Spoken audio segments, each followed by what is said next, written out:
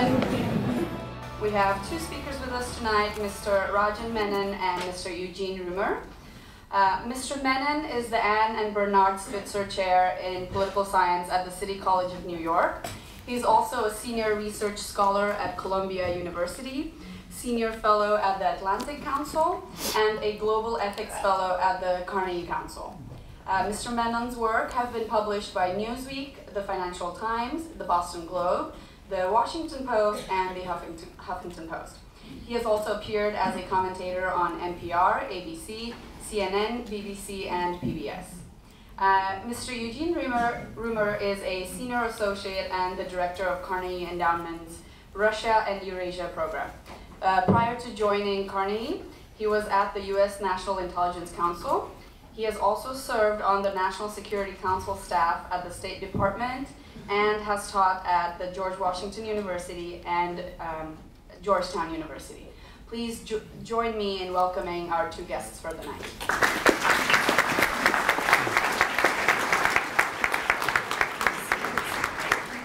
Thank you.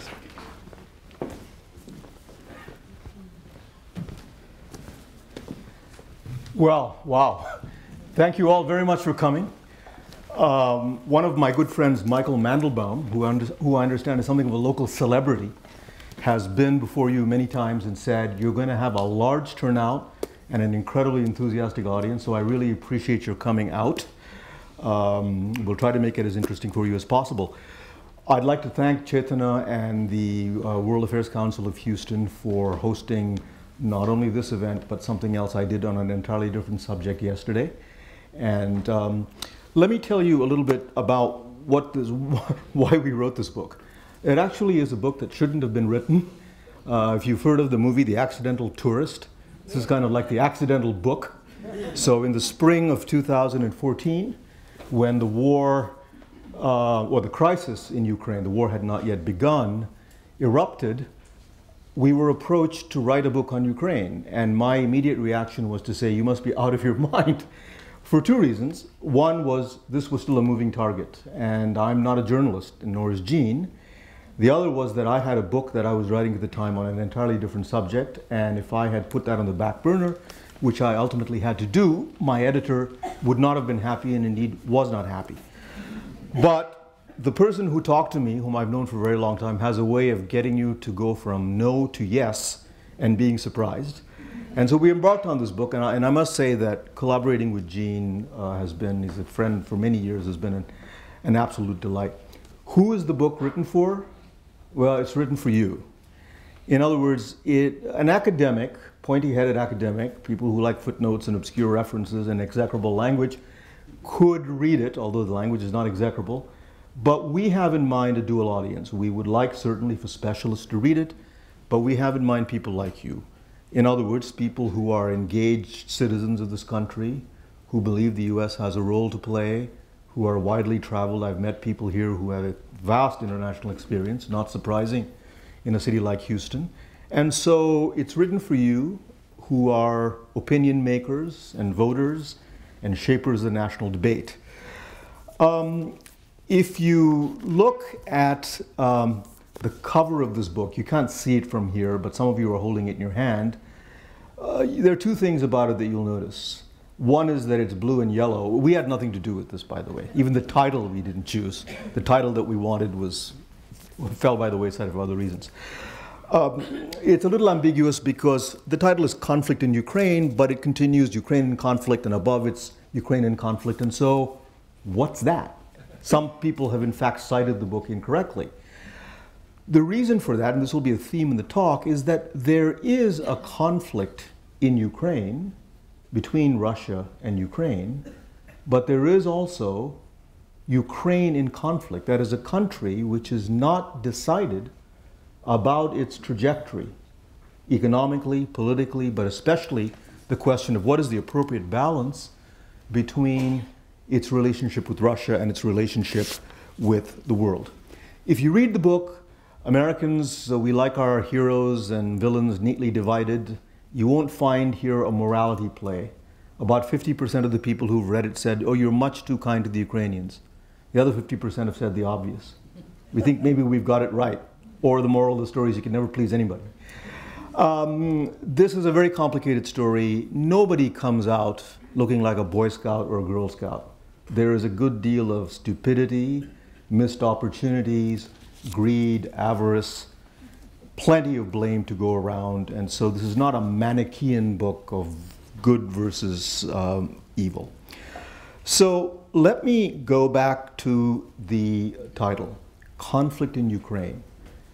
Undeniably, Russian forces are engaged in eastern Ukraine, both irregular forces and regular forces, in supporting the two self-styled republics whose maximum agenda is to break away from Ukraine and whose minimal agenda seems to be some ambiguous status where they have as much leeway as possible.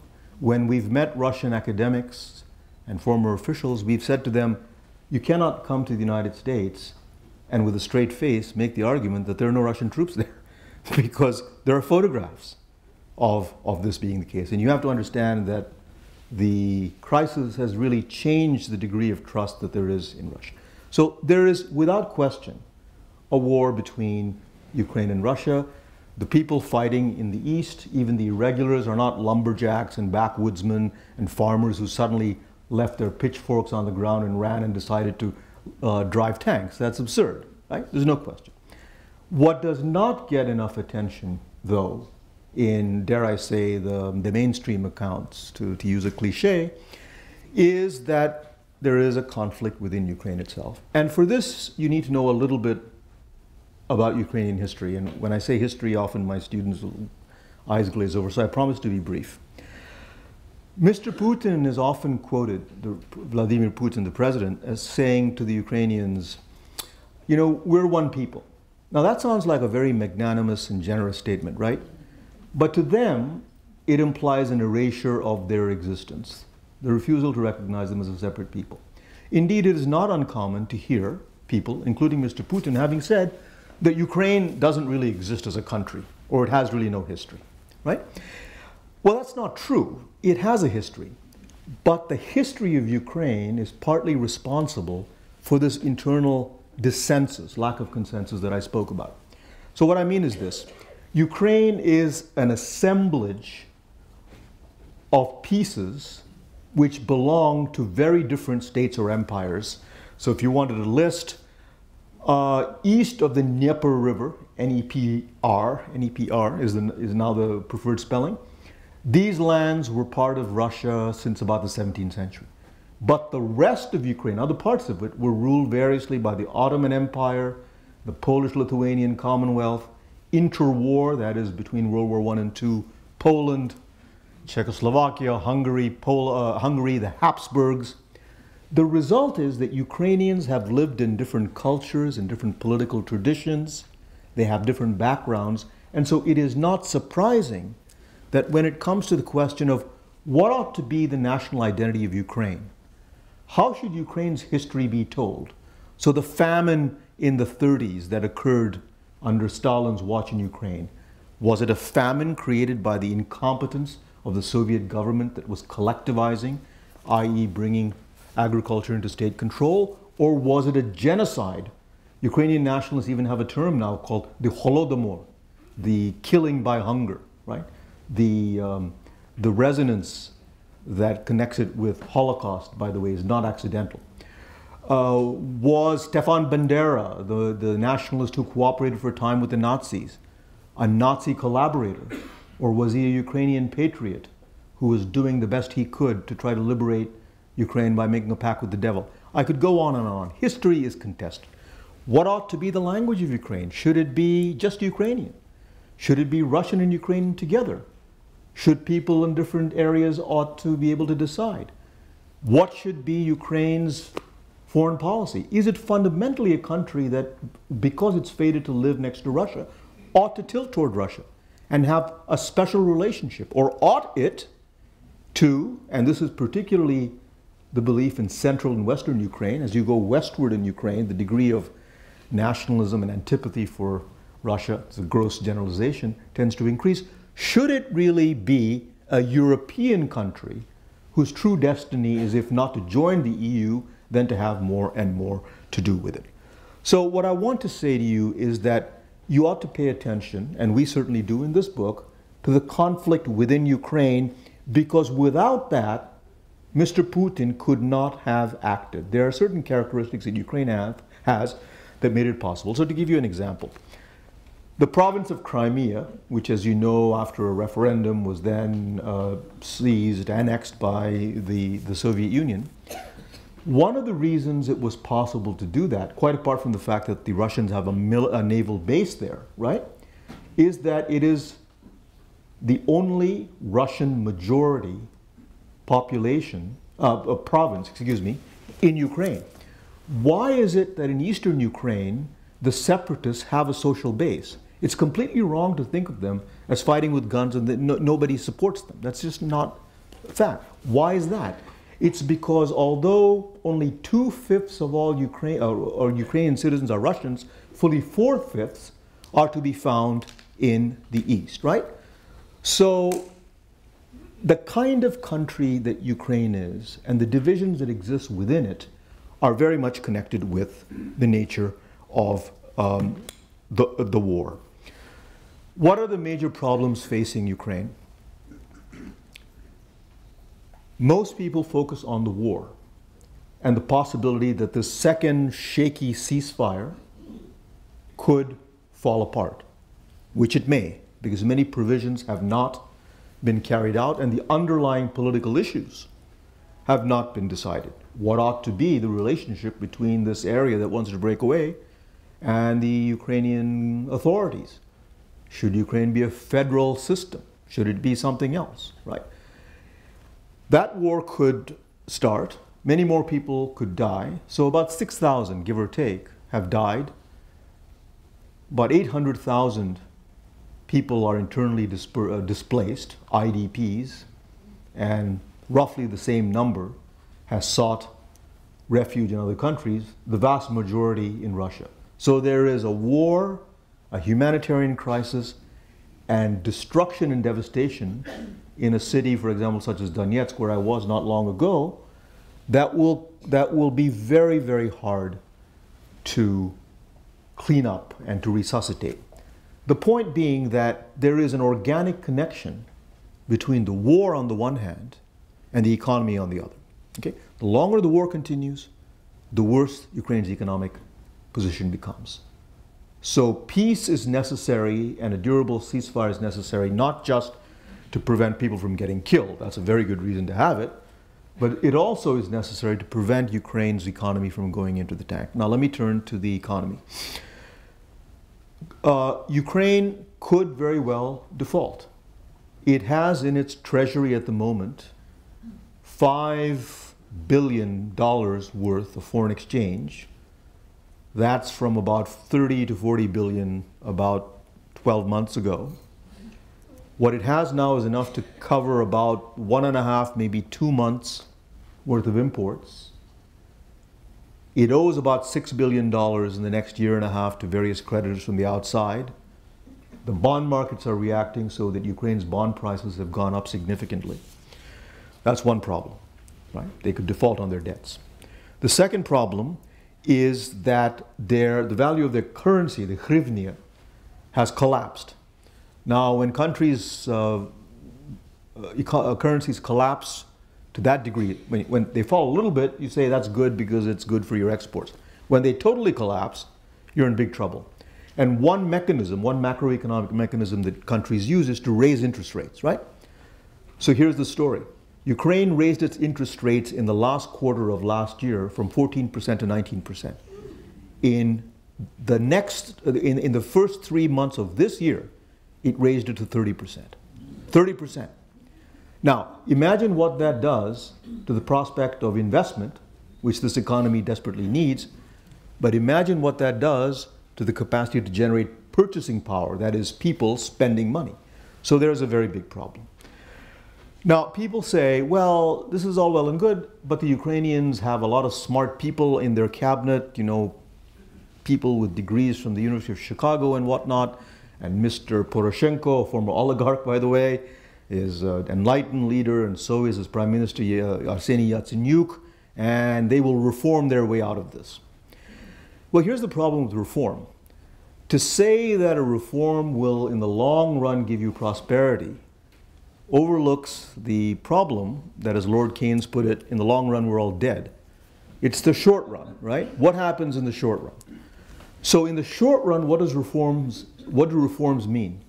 In a country that is already substantially poor, has significant pockets of poverty, it means cutting subsidies that are provided for home heating oil, cooking oil, transportation, thereby raising prices. It means, and this is the third rail that no leader has wanted to touch, dealing with the calamitous situation in Ukraine's pension fund, which means you either cut benefits or stretch out the retirement age, and perhaps both. So everyone loves reform, right? But it's kind of like a NIMBY thing, not in my backyard.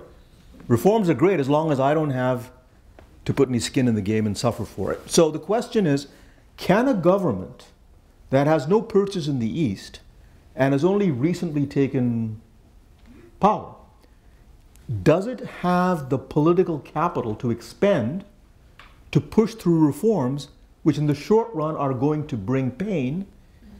And if Ukraine's economic problems get worse, who is going to bail them out? The IMF and the World Bank can only do so much because they have worldwide responsibilities. I don't see Washington writing a big check. I don't see American citizens marching around with placards saying, please write a check to Ukraine. And as far as the EU is concerned, they have their own basket case, which is named Greece, right? So the question is, where is the money going to come from? So the war and the economy are connected. You ought to watch for the war and the economy. One final word, and then I'm going to turn it over to my co-author. And that is the role of NATO in all of this. There's a division among academics, and we sort of talk past each other.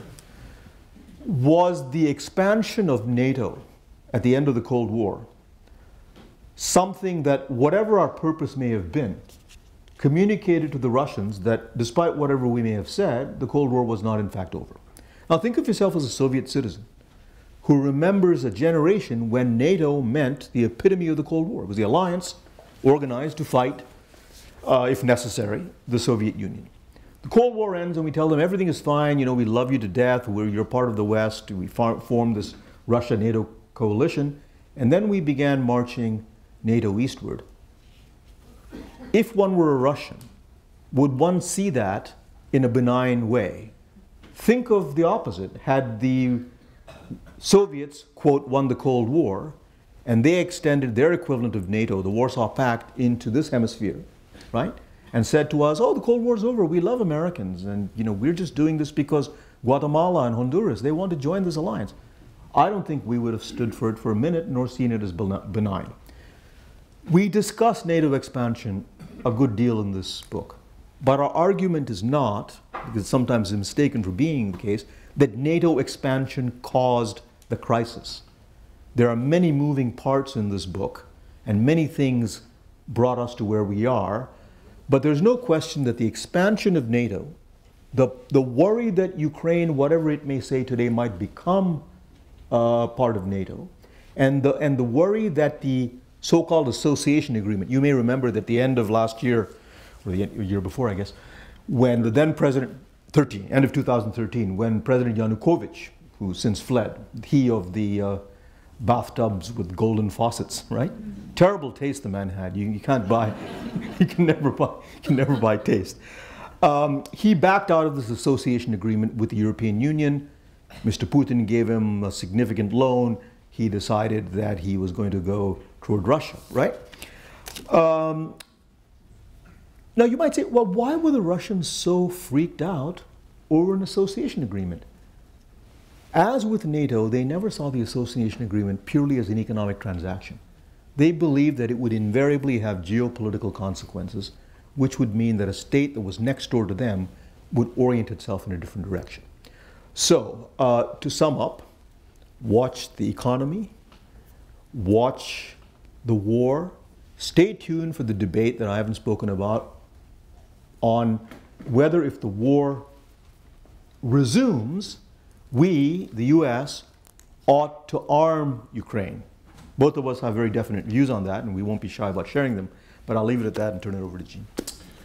Thank you, Raj. Before that, even thank you very much to all of you for having us here. It really is a pleasure to be here and to speak and engage with such an interested and informed audience. Raj, in the beginning of his remarks, used the term accidental. And I think it applies to the crisis in Ukraine. It is, in many respects, an accidental crisis. And some might say that the crisis had some long-standing structural factors, some of which Raj touched on in his remarks. So there's sort of all these cultures, political cultures and regions that never really congealed into one national identity. But besides these structural factors that are clearly important, there are also a number of, if you wish, accidental factors, circumstances of the time in which the crisis occurred and actions that were undertaken by various actors really played a huge role at that point in time, arguably more so than the structural factors that historians and political scientists tend to pay attention to. I had a chance to visit Ukraine in the fall of 2013, perhaps less than 2 months before the crisis itself broke out in November of 2013. I was in Kiev, and as one often does, you go around town, you meet with political analysts, reporters, some embassy officials, some government officials, and there was not one single person I met with who suggested that there's something brewing on the horizon that could really result in the biggest conflict in Europe since the end of the Cold War. Nothing. And as Raj and I have written in the book, if you look at public opinion data from that time, what is striking is the degree to which the Ukrainian population was apathetic and frankly disgusted with all politicians. It's not that people were divided between the government, supporters of the government, and those in the opposition. I think the attitude that best describes their views of politicians was the plague on both your houses. And the only remotely plausible factor that it seemed, based on public opinion data at the time and my interviews at the time in Kiev, that could have brought people out into the streets in the numbers that they came out just a couple of months later would be possibly bread and butter issues. But that's not what brought them out into the streets. What brought them out into the streets was the signing, and again, it sounds completely counterintuitive, the signing of a free trade and association agreement with the European Union. Now, when did a free trade agreement cause a revolution in a major European country? I cannot think of another occasion. Nobody in Washington expected this crisis, and I live in Washington. At the time I worked in government, and I can tell you that none of my colleagues really expected that something this major would happen a couple of months later. Also looking at sources that we'll study in preparation for this book, in Russia, there is no indication that the Russians were really alerted to the brewing crisis in a major break with Europe and the United States. Again, it's something that only a couple of months later caught them completely by surprise. There was no indication in Brussels, the seat of the European government, the EU, that a crisis was brewing. Brussels was just as oblivious to what would happen just a few months later as everybody else. And most importantly, there was no indication in Kiev itself. I like to compare that situation to 4 ships that are sailing in the ocean and don't realize that they are on a collision course. The point at which they will collide is somewhere over the horizon, and they have no radar, no means to really suggest, to tell them that something major is about to happen. So what did happen? What happened again is the reversal by President Yanukovych of his decision, previously accepted as almost a fact, to sign the association agreement with the EU. Was Yanukovych himself seriously committed to signing and implementing the agreement with the EU? I don't believe so for a minute.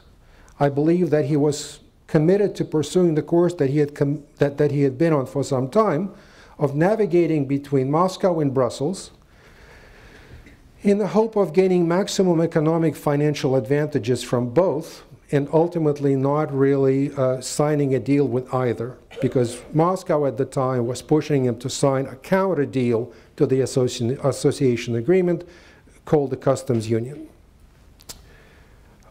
Europe was pushing hard, pursuing this association agreement with Ukraine as a matter of its policy called Eastern Partnership, that was intended not to expand the European Union into what is now we call Eastern Europe, the countries of the former Soviet Union, but really to bring these countries into its sphere of influence.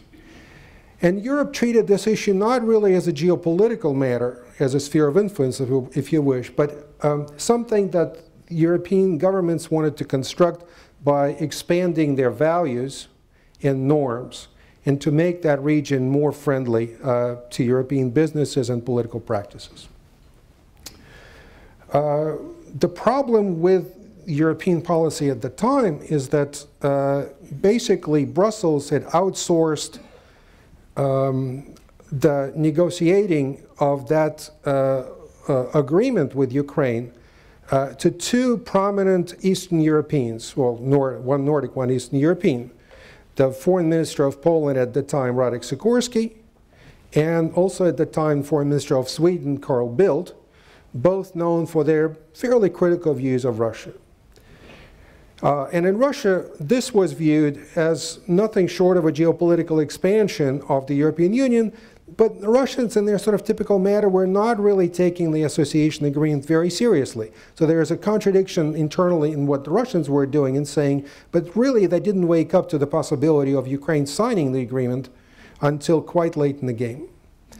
And ultimately, Putin thinking, you know, maybe it's his Marxist upbringing, but Putin was thinking that by bribing Yanukovych and by twisting his arm, by threatening trade embargoes, he would be able to persuade him not to sign the agreement, which is what happened in November of 2013.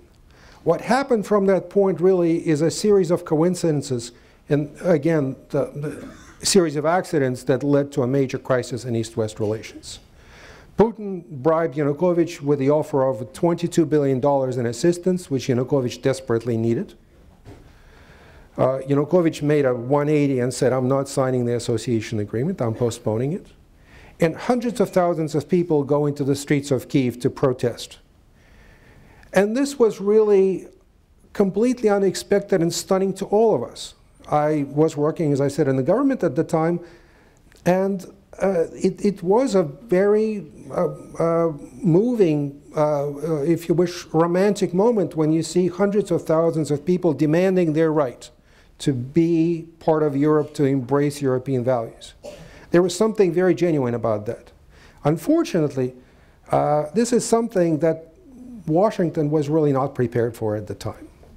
And I would argue that in our actions since then, we have not really stepped up to the plate as I believe we should have. So everybody's in a reactive mode. Putin is pushing the money onto Yanukovych and thinks that he's solved the crisis by basically bribing him and buying himself Ukraine.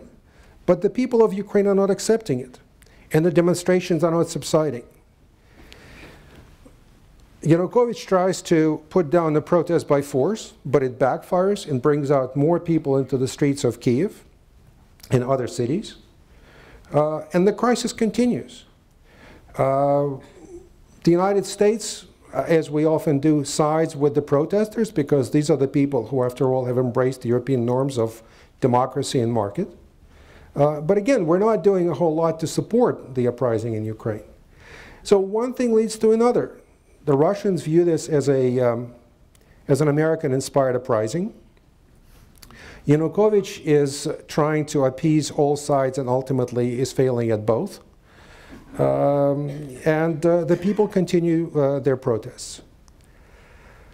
Finally, in February 21, when there is an agreement in place signed by all parties to end the protests and to have new elections at the end of 2014,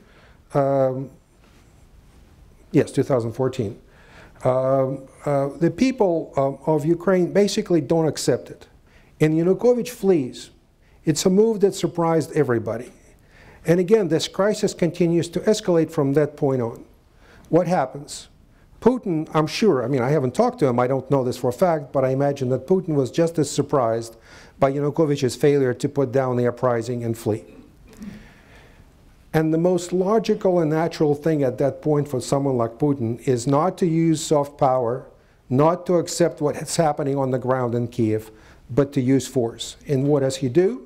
He goes after Crimea. Why Crimea? As Raj has already mentioned, majority Russian population, sizable presence of Russian military forces, and it's a scenario that the Russian military evidently had planned for and practiced for years and years and years. But surprisingly, the Crimea grab doesn't work. If anything, it accelerates the crisis in Ukraine. And then Putin comes out with a new concept, the concept of Novorossiya, trying to resurrect this old Russian imperial term and create a breakaway state in southern and eastern Ukraine. But that fails too, because the people of Novorossiya, so to speak, people of eastern and southern Ukraine, for the most part, are not really looking to become part of Russia. So the uprising really takes hold in the easternmost parts of Ukraine, in Donetsk and Luhansk. And that's where the military conflict escalates. Fast forward to the fall of 2014, when after a resounding defeat of the Ukrainian army by the separatists, but basically Russian troops supporting the separatists, all sides come together and sign the Minsk Accords. And this is where the crisis reaches a plateau, if you wish, because all sides are at an impasse. Ukrainians have come to the point where they can no longer sustain the military conflict because of the failure of the economy. Raj has already mentioned that. Also, their military institution basically is a product of the same corruption and mishandling of the previous 24, 25 years. And it's not a fighting force that can really take on the fairly credible and much larger and better equipped Russian military, which is supporting the separatists. But for Russia, at that point, the conflict also presents a very difficult choice, because Russia clearly is not interested, Putin clearly is not interested in having only eastern Ukraine. For Putin, the ultimate prize is all of Ukraine, and to be able to control the government in Kiev. The deeper he pushes into Ukraine militarily, the more difficult it's going to be for him to reach a political compromise with any government in Kiev, because that government will be under tremendous political pressure not to come to terms with an aggressor. The task of military occupation of larger portions of Ukraine, going all the way to the border with Moldova, again, is a huge military undertaking and a very expensive one, at a time when, I'm sure as all of you know, the Russian economy is not performing very well. So what we have seen since the fall of 2014 and since the first Minsk agreement is really a form of a stalemate in the conflict. This is not to say that the conflict has ended. No, it has continued, and more lives tragically have been lost. But there is no clear point at which the conflict can be resolved. Are there any winners in this conflict? I don't believe so. We don't believe so. It is a conflict in which everybody loses. Ukraine clearly is the biggest loser, I'm sorry to use the term, in the circumstances, because its economy is devastated. Eastern Ukraine has suffered major, major devastation as a result of the fighting in parts of Donetsk and Luhansk districts. The Ukrainian economy overall is projected to decline by something like 10 or more % this year, and Raj has already talked about that. The government in Kiev is also finding itself in a very difficult situation, because not only is it struggling to implement politically very challenging economic reforms, but it is also constantly under assault from the so-called party of war. People who believe that, segments of the Ukrainian population who believe that a peace with Russia on the terms that are humiliating to the government in Kiev, to Ukraine, is simply unacceptable, and they want to fight and continue to fight, if need be, a guerrilla campaign in eastern Ukraine. Has Russia won? Not in my view. Russia has thrown out, Putin has thrown out 25 years of rapprochement with the West. Something that began with the fall of the Berlin Wall and continued more or less in fits and spurts, sometimes more, sometimes less, until the crisis in Ukraine. Is the Russian economy in tatters, as the President said in his State of the Union speech? No.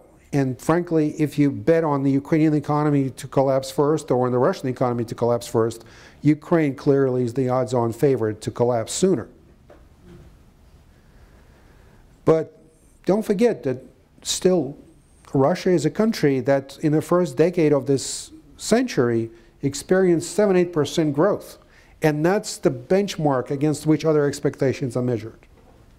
Russians support their president and overall support the policy toward Ukraine. This is not to say that they want to go to war in Ukraine. Geopolitically, it's something we can talk about more in the questions, in the discussion. Russia has isolated itself in a large measure. And it is finding itself in a partnership with China, which is a very difficult partnership for Russia to pursue, because clearly it's a partnership of two countries that are not equals. Europe is finding itself in the midst of a new Cold War-like situation. It's not going to be a Cold War, a Cold War II, simply because the first one was really global and all-encompassing.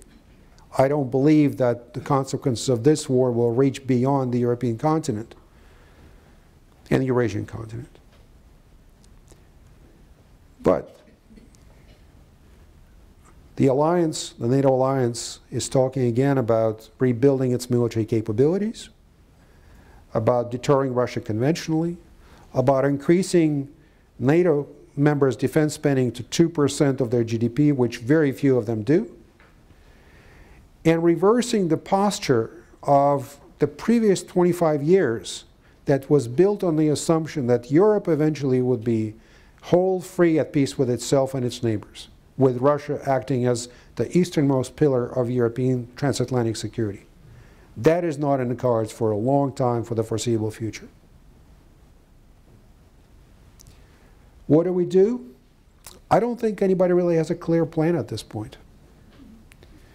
For us in the United States, I think we thought in the 1990s that we were busy fixing Europe after the Cold War, fighting the war in the Balkans for the Europeans in a large measure. And by the early 2000s, we felt that we were done with Europe. Europe was fine. But clearly, we're not done with Europe. But then there is a question, why should we be more committed to the security and well-being of Europe if Europe itself is not doing enough to guarantee, to protect its own security and well-being, when we have other interests? After a decade and a half of war in the Middle East, other conflicts that demand our attention, and a complicated challenging relationship with China. So one thing that I think we can say with certainty is that period that we called post-Cold War,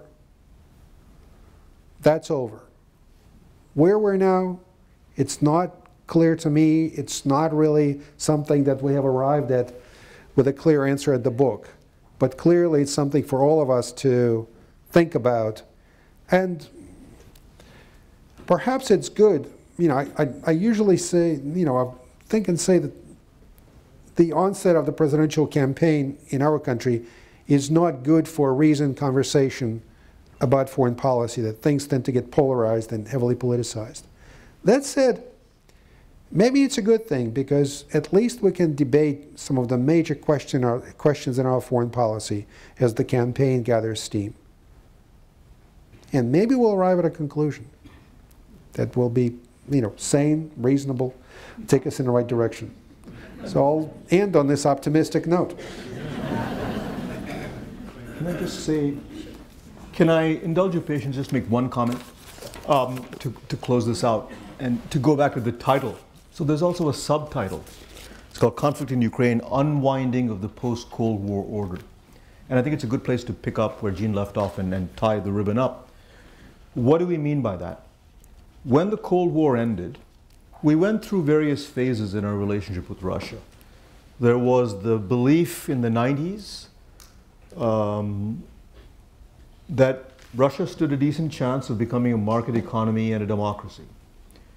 When Mr. Putin came to power and that hope faded, there was still a belief that despite the difficulties that might arise between the two countries, the United States and Russia, or Russia and, on the one hand, the United States and Europe on the other hand, be it NATO expansion, be it missile defense, that these things could be worked out in an institutional setting. There were forums and institutions in which these issues could be resolved, and that the way of dealing with them in the Cold War, that crisis-laden way, was a thing of the past. That set of assumptions has essentially been shredded. So when Gene says we're not sure where we are, I think that's what we mean. I will leave you on a slightly apocalyptic note. Oh, come on. as if we haven't. You like apocalypse, right? So if I were asked to create a bumper sticker for this crisis, I would say that it is the worst crisis between Russia and the West since the Cuban Missile Crisis, with one interesting twist. The Cuban Missile Crisis, for all of its horrors, and I remember it as a young boy, it occurred in an area where we had the geographic advantage, right? Cuba is just offshore. This crisis, if it hots up, will take place in an area where the Russians have an advantage because they can get men and material, military material, there a whole lot quicker than we can.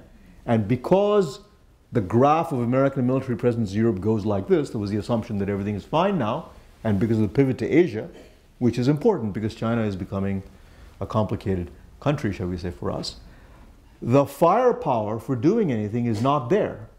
It'll be 1-800-Washington because the European countries, there are precisely 3 European countries that have spent over 2% of their GDP.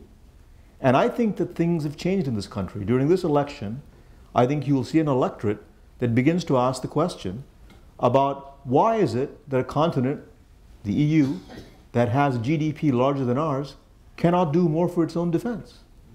Why did we expand NATO to the east if the Europeans can't figure out a way to spend enough on defense to protect themselves? The same debate will occur with Japan, which has spent under 1% of GDP ever since the 1950s. They cannot maintain that level anymore because China has raised the risks that we will have to take in order to defend our allies in the East, in East Asia. So that is what I mean, or that is what we mean when we say the post-Cold War order has unwound. And just as a piece of yarn or a spool of yarn unwinds, it's not clear how you wrap it back together again. We certainly don't have the skill. Maybe somebody who will be elected as the next president will have the skill. Thank you.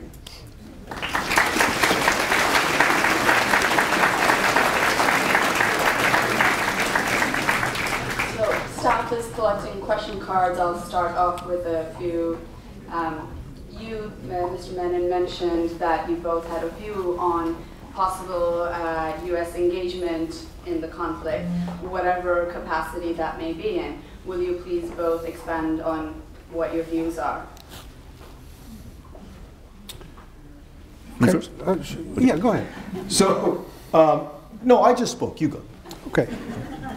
Well, picking up on something that, I'll turn this on just to be doubly sure that, picking up on something that Raj said, Ukraine's a lot closer to Russia geographically, so there is just a sheer logistical complication of getting weapons to Ukraine, but that's the least of our worries, I would say, under the circumstances.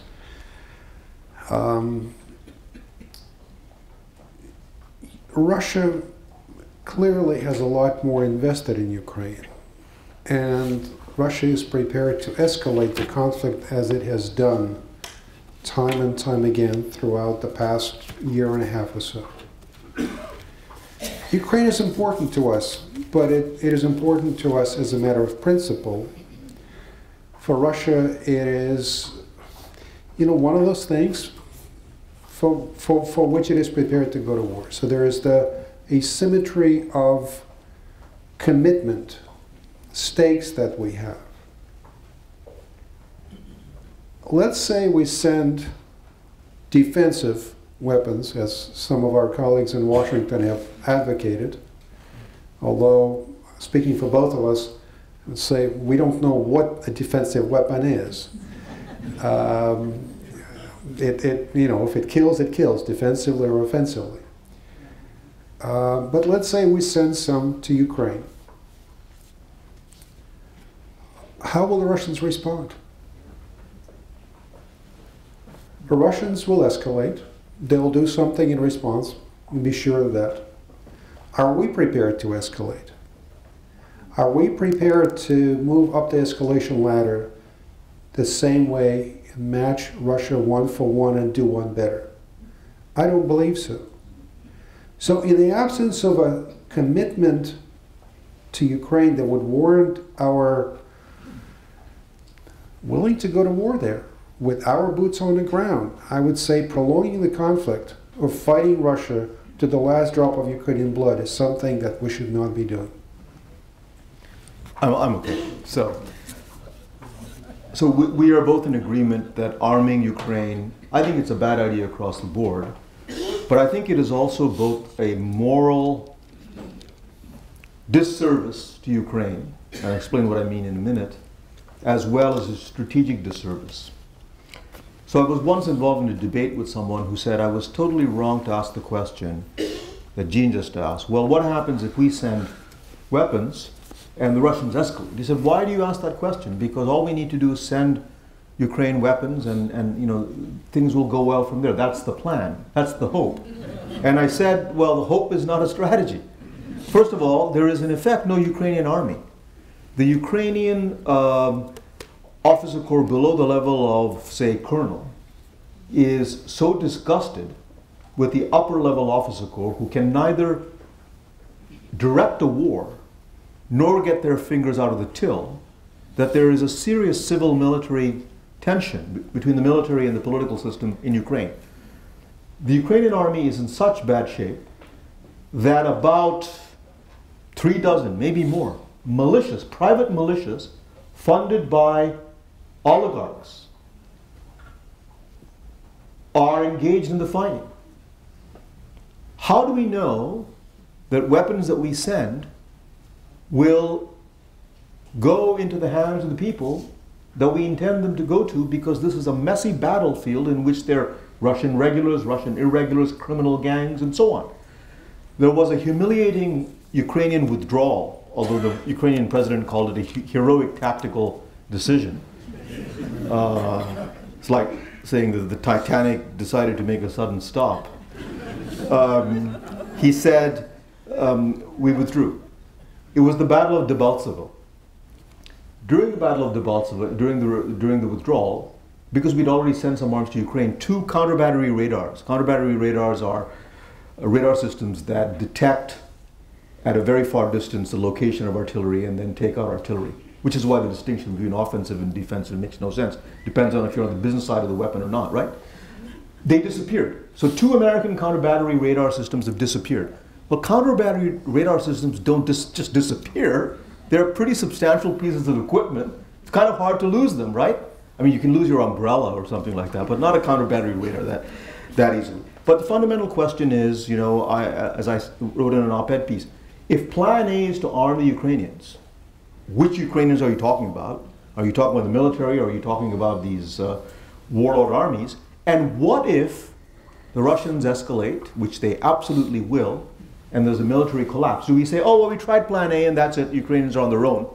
That would be morally and strategically a terrible thing to do to the Ukrainians. But if we want to deliver on the promise that we're behind them, at some point we are going to have skin in the game. In my way of thinking, it is very hard for me to see, however heartrending the situation in Ukraine may be, of it being a core national security interest of the United States relative to what it means to Europe.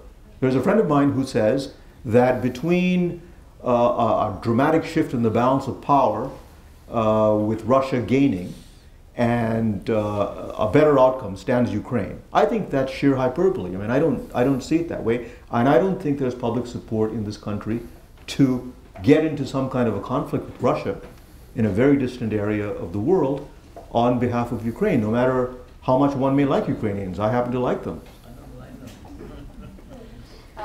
We have a limited time and plenty of questions, so I'm going to ask the question that I've gotten from a lot of people. And we seem to be an audience of doom and gloom. So the possible scenario that Eastern Ukraine actually does separate from Ukraine and joins Russia. What are your thoughts on that, and what does that mean for NATO? What does that mean for the United States and Europe? So I agree with what Gene said. Well, we agree because we wrote the book together. I don't think Mr. Putin has made a conscious decision to hive off Novorossiya, whatever one wants to call what is now the East, and attach it to Russia. For several reasons. First, it's become a benighted place, economically speaking, right? It's kind of a wasteland. Secondly, were he to do that, it would make it impossible for him to do the one thing that he wants to do, which is somehow to divide Europe so that the sanctions are eased or fall apart, because make no mistake, they are suffering mightily from the sanctions no matter what Mr. Putin says. The other question is, in the East, is there a little bit of the tail wagging the dog? In other words, there are these republics. Mr. Putin has staked his reputation on them. He says, I'm the he-man, I won't let the West push me around. But can he now reach any kind of political settlement that looks like something of a compromise that makes him look less manly, as it were, and maintain that same kind of cachet at home? And can these republics make it somewhat difficult for him to do so by appealing to what is now a great deal of nationalistic sentiment in Russia? So look, I could be proven wrong next year. I would be very surprised if there is an additional Russian land grab to annex parts of Ukraine, unless the ceasefire completely collapses. And then I would expect the march not to be west, but south, to create a land corridor to Crimea, which they have no way of supplying except by sea at the moment. Another question. You discussed a little bit, both of you, on the internal politics of Ukraine. One of the questions asked that in Ukraine recently a powerful governor was dismissed. Can you comment on that? Yeah, as a matter of fact, we're going to Ukraine May, June, and we're supposed to meet with him. Maybe it'll be more interesting now that he's not governor. But his name is Kolomoisky. He happens to be Jewish. That's important because there's been a great deal of concern raised by those who believe that the current government in Kiev is in some way intertwined with groups that are fascist or Nazi-like. And some of their emblems certainly give good ground to believe that. I don't think they run the government. I don't think they have a lot of public support, but to deny that they exist would be wrong. And so it is in that context of people who want to put a gloss on the government of Ukraine point out, well, we couldn't possibly be anti-Semitic because the Speaker of the Parliament is Jewish and Kolomoisky is Jewish. Kolomoisky was recently removed by Mr. Poroshenko. But tell me your question again. It only gets worse, I'm told. Just your thoughts on the ongoing internal politics in Ukraine. Right. So there's the question of, first, what happens to these warlord armies? Let's say the war ends tomorrow, there's a ceasefire, everybody's happy and they go home, roast marshmallows.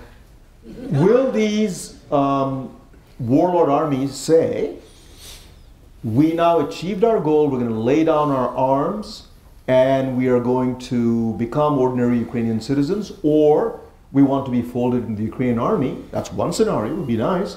Or will we see what's happened in Libya now? I'm not saying Libya is Ukraine, but what has happened is all the militias that fought Gaddafi, right? Gaddafi's gone, it's easy to knock over a bad guy. The place is now in chaos, partly because of militias, and ISIL or ISIS or IS or the Islamic State, whatever you want to call it, has 3 branches there. So one question is, will these militias come together? The second is, will the Ukrainian government be of one mind if, as Eugene mentioned, the ceasefire collapses and there is a question of compromise or war? Will that divide the government?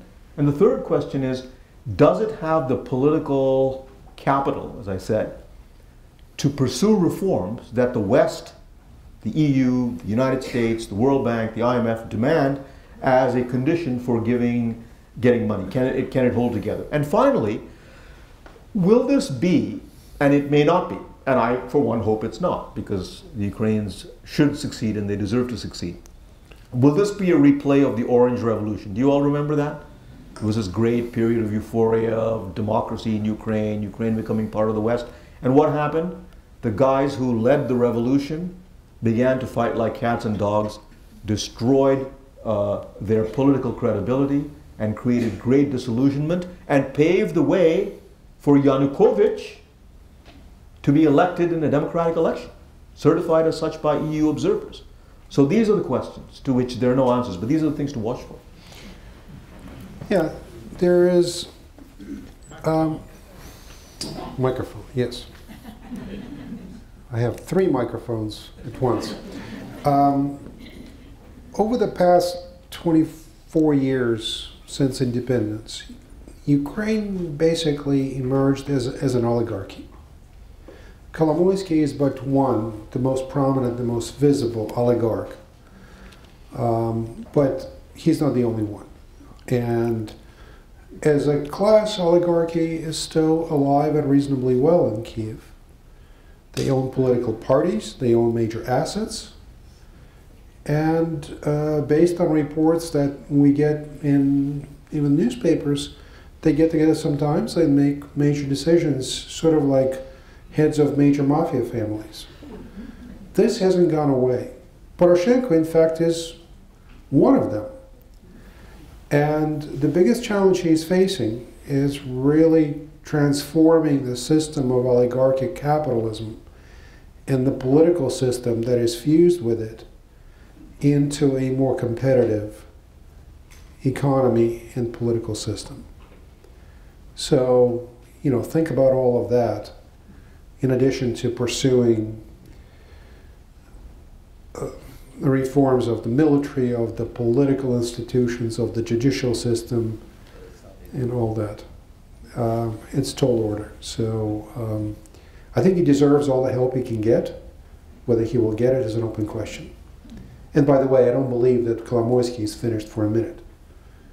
He took a beating, but he's not done. So one last question. You mentioned, Mr. Rumer, that about Russia's tendency towards isolationism and its relationship with China now, that's what it was looking towards. Will you please expand on that? Sure.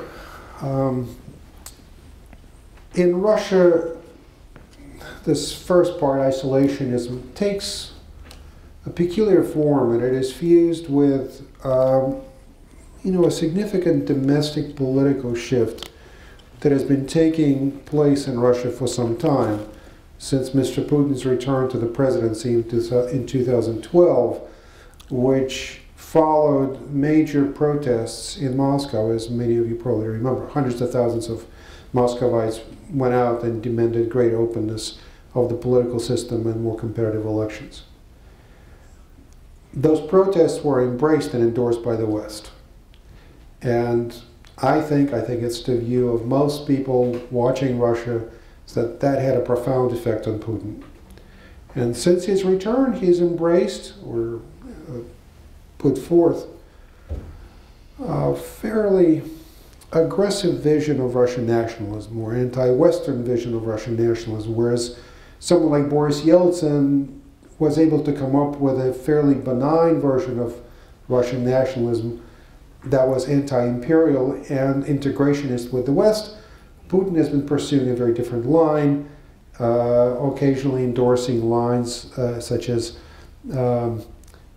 translates into something like, Russia is not Europe. Many Russians view that as an insult because they consider themselves, or used to see themselves, as Europeans. But they take a certain amount of pride now, those who push this line, in not being European but pursuing a more pure form, traditional values, family values. As you know, there have been many attacks against gays, lesbians in Russia. Unfortunately, it is not seen in Russia as a matter of human rights. Putin has the support of the Russian Orthodox Church that really has exploited it to its own political advantage. Clearly, it drives a wedge between Russia and Europe and Russia and the West. We're just not part of the Western culture, of the decadent, rotten culture. Putin probably also understands that he cannot go it alone, so he needs a partner. Well, together with China, it's 1.5 billion people. He's been pursuing a partnership with China. Political, to some extent increasingly economic. It's an uneasy partnership because clearly Russians understand that China is a difficult country to deal with, that it has its ambitions, it has its historical memories of the unfair treaties that resulted in major loss of territories to Russia, and some Chinese nationalists to the present day view parts of Russia as really traditional Chinese land. So none of that is lost on them. For the time being, they're choosing to agree. They're agreeing to agree. Over the long term, it's an open question, because if you look at the map of Russia and if you look at the map of China, you look at the populations, you look at resources, for Russia, a country with its own proud tradition, to be merely content to become a raw materials appendage to the industrial and post-industrial China is not something that many Russian nationalists like.